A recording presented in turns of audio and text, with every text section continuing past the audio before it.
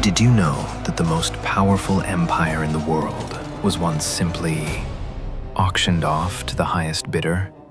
Imagine Rome at the peak of its power, suddenly becoming a commodity. The year is 193 AD, following the brutal assassination of the mad Emperor Commodus. The honorable Pertinax takes the throne. He tries to reform the state, but his reign lasts a mere 87 days. Why? Because he refuses to pay massive bribes to the demoralized Praetorian Guard. The enraged guards murder Pertinax. And then, the absolutely unthinkable happens. The Praetorians stand on the camp walls and announce they will give the throne of Rome to whoever pays the most. The auction is won by a filthy rich senator, Didius Julianus. He pays every single soldier 25,000 sesterces. He literally buys himself dominion over half the known world. But the Roman people despise the usurper. Rebellion is in the air, and the news travels like lightning to the borders of the empire. The reaction of the battle-hardened legions is swift. 3 powerful generals mutiny on the frontiers, but it is Septimius Severus, stationed in Pannonia, who strikes with lightning speed. Alongside his Danube veterans, he marches on the capital. A terrified Julianus tries to negotiate. Sweating with fear, he offers to share power, but it's far too late. He is assassinated in his own palace after 66 days of a pathetic reign.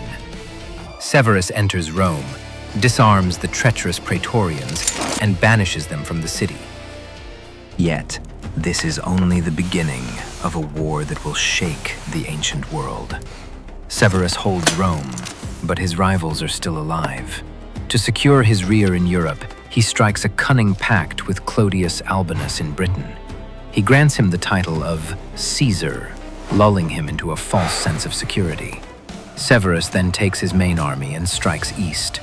Between 193 and 194 AD, his forces tear through Asia Minor. The final bloody battle takes place at Issus. Severus's legions crush their enemies. The defeated rival flees but is captured and beheaded. The East is brutally pacified. With the East bleeding but silent, Severus drops the mask. He breaks the pact with Albinus and declares him a public enemy. Pushed on the defensive, Albinus crosses with his army into Gaul. February 197 AD. Near Lugdunum, modern-day Lyon, 2 gigantic Roman war machines collide. Up to 150,000 legionaries face off in the largest fratricidal slaughter in Roman history. The battle is incredibly evenly matched. At one point, Severus himself falls from his horse straight into the freezing mud and barely escapes with his life. Ultimately, however, the scales of victory tip in Severus's favor. Albinus's army collapses and he takes his own life. After 4 years of relentless bloodshed and political charades, Septimius Severus becomes the absolute ruler. The Year of the 5 Emperors ends, and the era of the Iron Severan dynasty begins.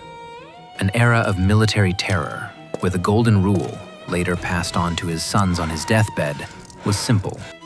Be harmonious, enrich the soldiers, and despise everyone else.